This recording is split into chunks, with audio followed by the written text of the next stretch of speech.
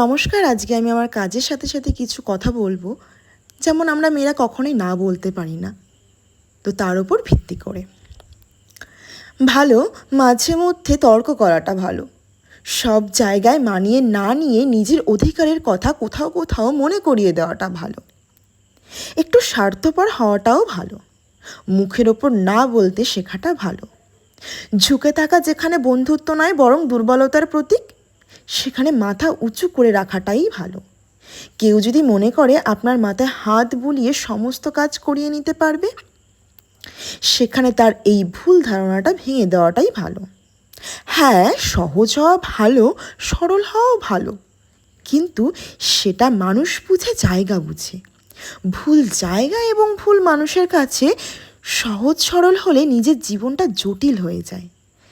তাই মেয়েরা আর কত, এবার তো না বলতে শেখো।